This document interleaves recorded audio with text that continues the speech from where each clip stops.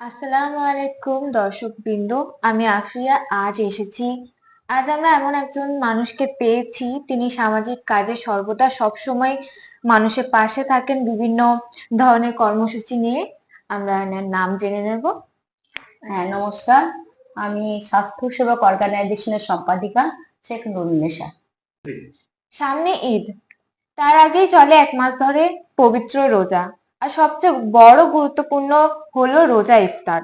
এই ইফতারের জন্য কিছু ফল ও খাদ্য সামগ্রী সাধারণ গরিব মানুষের জন্য এই সংস্থার পক্ষ থেকে আয়োজন করেন। আজ শুনে নেব কোথায় কোথায় কাদের হাতে তুলে দিয়েছেন এই সামগ্রী। হ্যাঁ, তো আমাদের অর্গানাইজেশনের পক্ষ থেকে সারা বছর বিভিন্ন সেবামূলক কাজ আমরা করে থাকি। স্বাস্থ্য ক্যাম্প এবং দুস্থদের জন্য কম্বল বিতরণ, পবিত্র রোজায় ইফতার এবং ঈদের কিছু বস্ত্র বিতরণ এবং পুজোতে কিছু বস্ত্র আমরা প্রদান করে থাকি। তো এই কাজ করতে গিয়ে বিভিন্ন জায়গায় আমরা স্বাস্থ্য শিবির করতে গিয়ে যেখানে দেখি যে দুস্থ কোথায় আছে, সেগুলো আমরা সেই অঞ্চলগুলো বা সেই জায়গাগুলো আমরা সিলেক্ট করে সারা বছর রেখে দিই। তো তারপর আমরা যখন কর্মসূচি গ্রহণ করি ঈদের বা পুজোর, সেই জায়গাটাকে আমরা সিলেক্ট করি আমাদের সাধ্য অনুযায়ী, সামর্থ্য অনুযায়ী যতটা আমরা কালেক্ট করতে পারি সেই অনুযায়ী আমরা তখন সেই গ্রামগুলোতে আমরা দেওয়ার চেষ্টা করি। তো এবছর ঈদে আমরা প্রথম 9টা রোজা থেকে শুরু হয়েছে আর আজকে 24টা রোজা। তো বিভিন্ন গ্রামে আমাদের ইফতার সামগ্রী প্রদান করেছি। ছোলা, খেজুর, চিনি, চিড়ে, সিমাই এবং একটা করে বস্ত্র, যারা মেয়ে তাদের জন্য শাড়ি এবং নাহলে লুঙ্গি। তো এটা করা হয়েছে মূলত প্রত্যন্ত এলাকায় কিছু দুস্থ মানুষদের জন্য।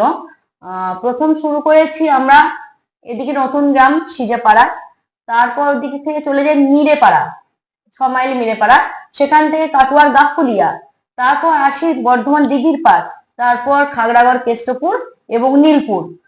সবশেষে আমরা আজকে যেখানে প্রদান করলাম কেতুগ্রাম টু রাউন্ড গ্রামে, যেখানে আমরা অলরেডি ক্যাম্প করে নিয়েছি, দেখেছি তাদের প্রয়োজন কতখানি, সেই জন্য শেষ ইফতার সামগ্রী আমরা সেখানেই প্রদান করেছি। সারা মাস ধরে কতজন মানুষজনদেরকে আপনি ইফতার ডিস্ট্রিবিউশন করলেন? আমাদের সংগঠনের পক্ষ থেকে আমরা 200-র বেশি পরিবারকে এই ইফতার দিতে আমরা সামর্থ্য হয়েছি। পবিত্র রমজান মাসের পর যে পবিত্র ঈদ, তো পবিত্র রমজানে যে ইফতার ডিস্ট্রিবিউশন করলেন, ঈদের জন্য তো যখন ইফতার সামগ্রী দিই সেখানেই বলে দিই যে স্বাস্থ্য সম্পর্কে মানুষকে সচেতন হতে হবে। তো তার মধ্যে আমরা ঈদের বস্ত্রও কিন্তু ওইখানেই, আমরা যেহেতু একই জায়গায় বারবার যাওয়া আমাদের পক্ষে সম্ভব নয়, অনেক তো প্রত্যন্ত এলাকা, বিভিন্ন জায়গায় আমরা তো নিজের লোকালিটির মধ্যে সেইভাবে নেই, বিভিন্ন জায়গা ঘুরে আমাদের ইফতার সামগ্রী দেওয়া হয়েছে। সেই জন্য আমরা ইফতারের সঙ্গে একটা করে বস্ত্রও তখন সেখানে দেওয়া হয়েছে। এই প্রসঙ্গে একটা কথা না বললেই নয়, যেটা হলো যে অনেকে বলবেন হয়তো যে এই দান করে বা এরকম এত কিছু করে এগুলো মানে এগুলো বিজ্ঞাপন দেওয়ার কোনো মানা হয় না। এর আগে আমি অনেকবার শুনেছি, সংগঠনের পক্ষ থেকে অনেকবার বিভিন্ন জায়গা থেকে খোঁচা এসছে, কিন্তু সেই প্রসঙ্গে আমি বলতে চাই যে এটা কিন্তু বিজ্ঞাপন দেওয়ার উদ্দেশ্য নয়।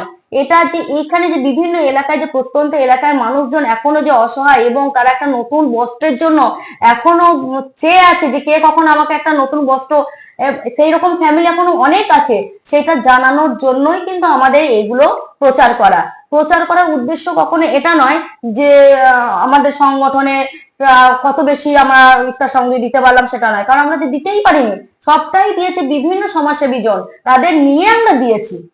কিন্তু এটাই আমাদের সফল করেছে।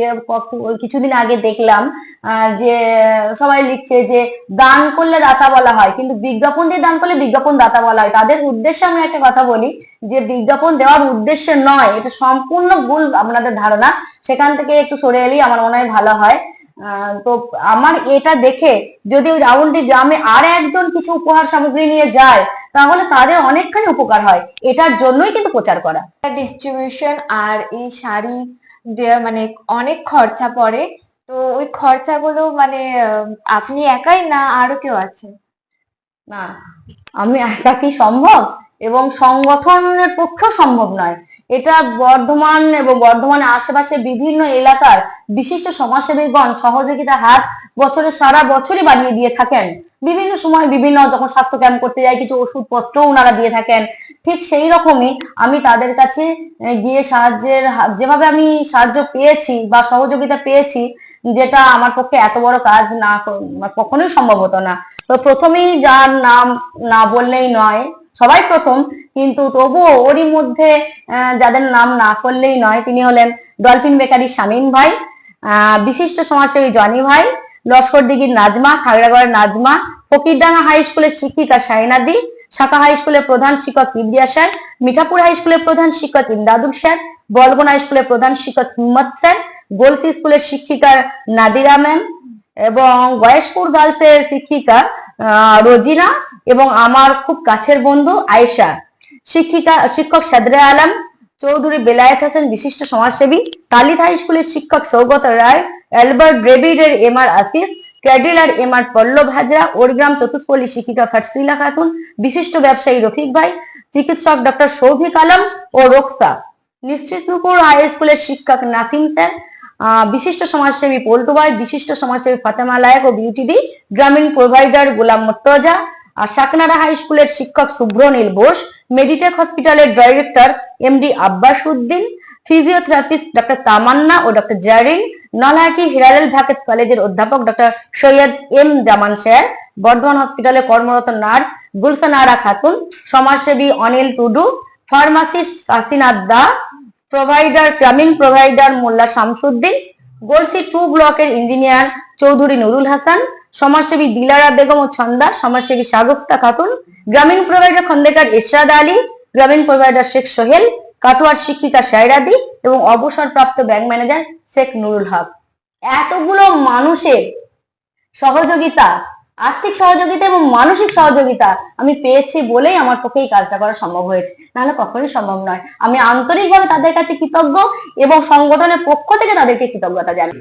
ওনার কাছ থেকে শুনে নেব ওনার নাম এবং ওনার সংস্থার নাম। আমার নাম শেখ নুরুন্নেসা, আমার সংস্থার নাম হচ্ছে স্বাস্থ্য সেবক অর্গানাইজেশন, আমি সংস্থার সম্পাদিকা। পরবর্তী ক্ষেত্রে আপনাদের কর্মসূচি কি? সারা বছরই আমাদের স্বাস্থ্য ক্যাম্প গুলো চলতে থাকে। এখন যেটা হচ্ছে হিউম্যান প্যাপিলোমা ভাইরাস এইচপিভি টিকার উপর আমাদের ক্যাম্প অলরেডি চলছে, বিভিন্ন স্কুলে মোটিভেশন ক্লাস আমাদের চলছে। হিউম্যান প্যাপিলোমা ভাইরাস যেটা হচ্ছে সার্ভাইকাল ক্যান্সারে মেয়েদের যে টিকাটা নেওয়ার জন্য, সেটা অলরেডি আমাদের চলছে। তো এইরকম ধরনের কাজ আমাদের সারা বছরই চলতে থাকে। সমাজসেবামূলক কাজের সঙ্গে সঙ্গে এই সমাজ সচেতনতামূলক কাজগুলো আমরা করতে থাকি। আজকের মতো আলাপচারিতা পর্ব শেষ করলাম। দেখা হচ্ছে আপনাদের সাথে পরের পর্বে। আসসালামু আলাইকুম, নমস্কার।